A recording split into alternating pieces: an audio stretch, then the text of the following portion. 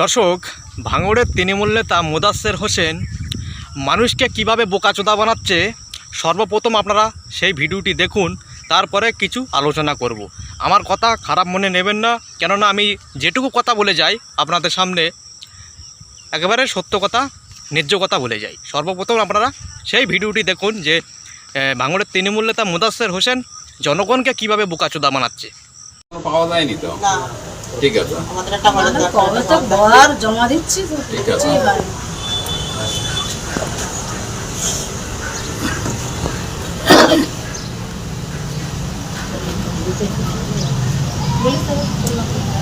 তৃণমূল নেতা মোদাচ্ছের হোসেন বলছে আপনাদের ঘর আসেনি।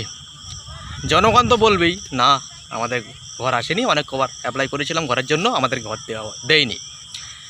তো এরা দেবেটা কি করে? ঘর যদিও বা দিচ্ছে, এই এদের মতন কিছু নেতা সেই ঘরের টাকাগুলো হজম করে নিচ্ছে। হ্যাঁ, এদের মতন কিছু হারামখোর, কিছু বোকাচোদা নেতা রয়েছে যারা গরিব মানুষের রক্ত চুষে খাচ্ছে।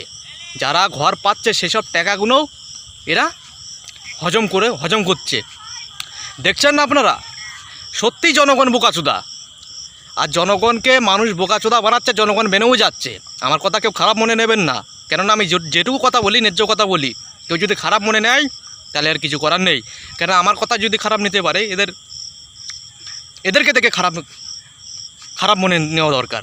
কেননা এদের ঘর বাড়ি দেখুন, আজ আমরা এদেরকে ভোট দিয়ে জিতাচ্ছি, আমাদেরই ঘর বাড়ি নেই। আর এদের ঘর বাড়ি দেখুন, 2-3টা করে লাভ বাড়ি করে রেখেছে, কোটি কোটি টাকা খরচা করে। এগুলো কোথাতে পাচ্ছে না, এগুলো কোথাতে পাচ্ছে? নেতারা কীভাবে টাকাটা এত টাকা পাচ্ছে, আর যারা ভোট দিয়ে জিতাচ্ছে তারা কেন পাচ্ছে না?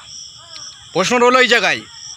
মোদাচ্ছের হোসেন, আমি আপনাকে বলছি, আপনি এতদিন কোথায় ছিলেন? এখন ভোট এসেছে, দরদি দেখাতে এসছেন? ওই মানুষ মুখে থুতো ফেলবে আপনাদের। ভাঙড় আর নিতে পারবেন না আপনারা। ভাঙড় এখন আইএসএফের হাতে। হ্যাঁ, ভাঙড় এখন আইএসএফের হাতে। মানুষ আপনাদের মুখে থুতো ফেলবে ভোট চাইতে গেলে। এতদিন কোথায় ছিলেন? এতদিন গর্তে ঢুকেছিলেন, গর্ত থেকে বার হননি। এখন ভোট এসেছে দর্শক, এখন ভোট এসেছে বলে ভোটের মুখে জনগণকে কিভাবে বোকাচোদা বানাবো সেই চেষ্টা করছে এই মোদাচ্ছের হোসেন। এতদিন কিন্তু ঘর থেকে বার হয়নি। হ্যাঁ, এতদিন কিন্তু ঘর থেকে বার হয়নি। এই ভোট আসছে সামনে, ইলেকশান 2026 বিধানসভা ভোট, কিভাবে মানুষকে বোকাচোদা বানাবো এই চেষ্টা করছে এই মোদাচ্ছেরের মতন বোকাচোদা নেতা। আমার কথা যাদের খারাপ লাগবে, যাদের কারোর যদি খারাপ লাগে তাহলে কিছু করার নেই, কেন যেটুকু কথা বলবো আমি ন্যায্য কথা বলে যাব। যেটা সত্য সেটা সত্য মানুষের সামনে আমি তুলে ধরার চেষ্টা করি, আর আগামী দিনেও করব। দর্শক, এই বলে বক্তব্যটা এই জায়গায় শেষ করলাম। আপনাদের মতামত নিজে কমেন্ট বক্সে অবশ্যই জানিয়ে যাবেন, আর এই ভিডিওটি ঝড়ের গতিতে শেয়ার করে দিন, যাতে করে মানুষের চোখটা খুলে যায় যে আজ মানুষকে বোকাচোদা বানাচ্ছে, জনগণকে বোকাচোদা বানাচ্ছি না। মানুষকে জাগিয়ে তুলুন এই ভিডিওটি শেয়ার করে।